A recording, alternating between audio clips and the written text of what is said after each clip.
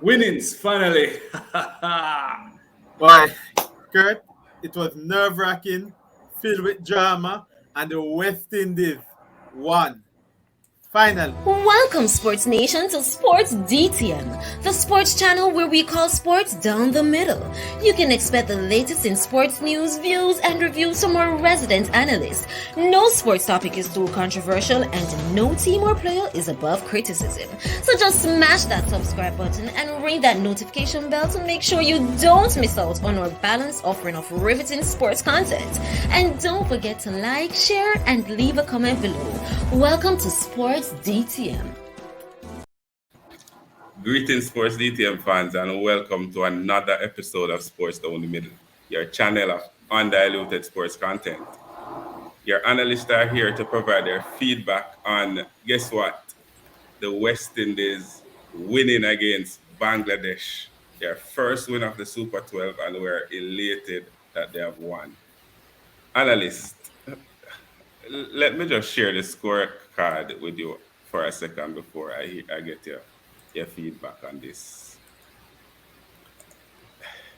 West Indies lost the toss, and Bangladesh won the toss and sent West Indies in the bat. Evan Lewis 6 runs from 9 balls. Chris Gayle 4 from 10. Ruston Chase. Where is that? 39 from 46. 39 from 46. 2-4. Etmire 9 from 7. Pollard 14 from 18. Russell Ducks. Nicholas Pooran 40 from 22. 1-4. 4 sixes. Bravo 1 from 3. Jason Older 15 from 5. 2 sixes. Adrian, this scorecard started out poorly, but ended with some fireworks. Yeah, yes, Kurt. The West Indies started off first by 1, losing the toss to Bangladesh, and you thought it was going all downhill from there. Chris Gayle was promoted as opener. He fell quickly, of course, following Evan Lewis, who fell before. Ruston Chase was drafted in the team, went slow ahead. I thought that he would have come probably at 4 or 5, but he came in at 3rd, played a pretty good inning. And then, of course, we had a real meltdown. Right down, we had Etmire coming in, swinging for it. We had Kieran Pollard going really slow and mysteriously walking off the field injured. Which was pretty good. Dre Ross came in and then mysteriously went out for a duck, and it all looked like the West Indies were not going to make 100 runs. But Nicholas Pooran did hit the fireworks. 40 of 22 went really well. We saw Jason Holder, who went from being a reserve right into the starting lineup, hitting 15 runs. And overall, the West Indies take back Bangladesh at the end. Raymond, a couple changes to the team.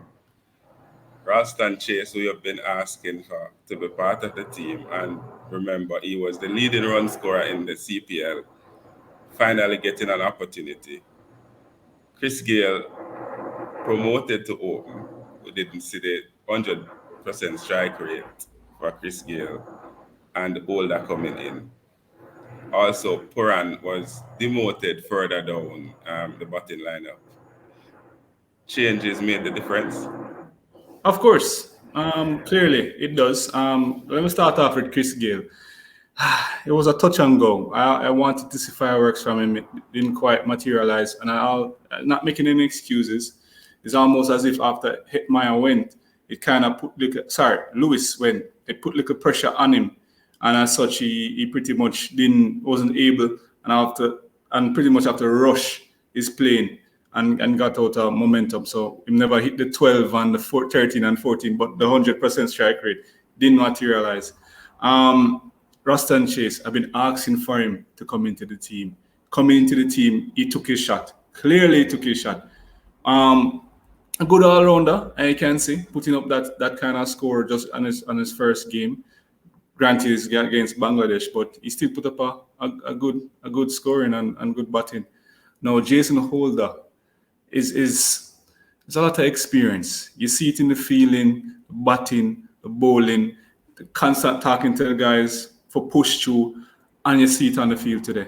The type of leadership Jason Holder pushed through. Granted, he's not the captain, but the type of leadership he pushed through when he's on the pitch, you can see it. Pooran, surprising. I guess when batting all the way down there, he's able to watch the game and eventually when coming with a strategy and as such he was able to put on an excellent scoring. So yeah, the changes was necessary and it clearly bears some fruit. Nail biting, but it clearly bears some fruit. Pooran was named the player of the match also, Raymond, for his 40 off 22 balls, 1 4 and 4 sixes. He really made it competitive for the West Indies at the end. Yeah, he did. He clearly did. Played very competent. I guess, as I said, when he's batting so far down, he's able to get into a rhythm and also know what he needs to do to carry the West Indies over the line in a sense. And you saw that. Very, very competent player. And one of the youngsters and one for the future, one will say. 142 for 7. The game wasn't won, Adrian, and the bowlers needed to perform to get the West Indies across the line. And you would say they did, even though it went down to the very last over and we pretty much almost had a heart attack watching Russell running and the players making so many mistakes, drop catches, missed chances. Talk to me about the fielding performance. Bangladesh 139 for 5. Ravi Rampal 4 overs, 25 runs, 1 wicket. All of the bowlers chipped in with a wicket. But the standout player, Jason Holder, who wasn't in the side 2 days ago, came in to replace McCoy, as you said. 4 overs, 1 wicket, 22 runs, a run rate of 5.5. He was the game changer for me and probably should have been the man of the match. Boy, Kurt, when the West Indies plays, especially so early in the morning, it's nerve-wracking. I'm sure quite a bit of people had their sauce up, leave tea out. And for those who maybe suffer with pressure, had their pressure pills out. Trust me, those were too weak. The West Indies tried at all times to lose this game. The amount of missed opportunities, probably about 3 or 4 run-out chances. We saw a couple of drop chances. Even at the end, we saw Andre Fletcher dropping a catch, we just saw it looking like it was going down. Say for Pooran, who really told us that 142 based on the pitch was more like a 160 run total. But the Bangladesh seemed like they were making it through.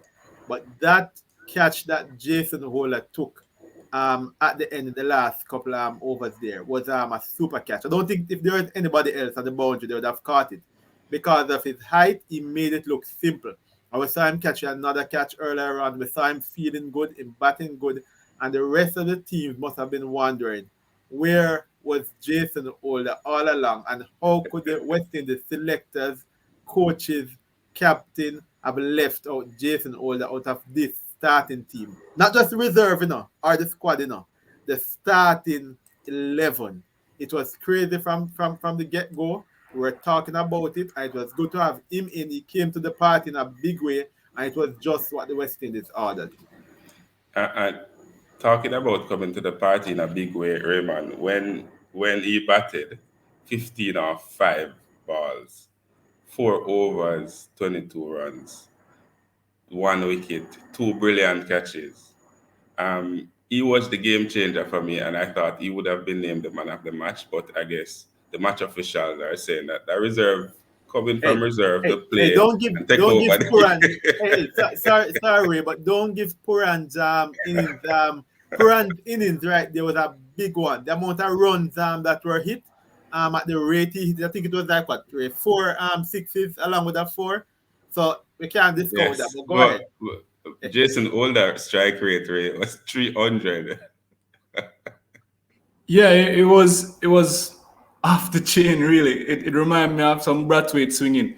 He came in, almost felt like there's nothing to lose and he needed to stamp his class. And so him just go for the hills. And sometimes when person say you have to select your shots carefully, it's almost clear to me that it was a some control sixes. It's almost like he picked his shot carefully and was able to find a boundary on many occasions, and hence that 300 strike rate, which is tremendous. I don't see anybody from the West Indies so far done something like that coming in so far down to. So that 15 just offer pretty much one over. It's really surprising to any bowler to see somebody like Jason Holder come in and do that. Brathwaite, like, in a sense to me. Yes, and talking about strike rate and game changers, Adrian, we ask that Ralston Chase be added to the team to offer some sort of stability. His strike rate wasn't as high as 100, but he stayed there and he faced some of the difficult balls, and him score 39 of 40 something balls or 40 balls. Really steadied the ship. Yeah, yes, Kurt. Ruston Chase also played a crucial innings. I thought he would have been best suited probably at about number 4, thereabout, or number 5, somewhere around that line to actually allow for the power play to go through that a little more aggression. But you're talking about somebody who was delivered 39 off about 46 ball, I think. What was pretty good, good going. Steadied the ship through real choppy waters and showed his worth. So that was a very good innings there from Ruston Chase. And then that final over by Andre Russell. J. Ross. What can we say? As a matter of fact, 3 good overs leading up, but especially Right. J. Ross. J. Ross really contained. We saw him where they were saying, boy, could he make it because he looked a bit injured. Then again, he always looks injured.